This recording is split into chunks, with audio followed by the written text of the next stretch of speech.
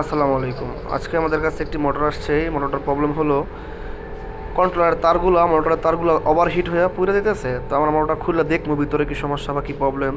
বাদবাকি কাজগুলো আপনারা ভিডিওর মাধ্যমে দেখতে পারবেন যে আমরা আসলে কি কাজ করতেছি ভিতরে। মানে সমস্যা হলো এই মোটরটা লোড নিলেই মোটরটা তারগুলো পুড়ে দিতেছে, মানে মোটরের তারটা টিকতেছে না, ওভারহিট হয়ে পুড়ে দিতেছে। আপনারা দেখেন কীভাবে কাজটা করে দিই আমরা।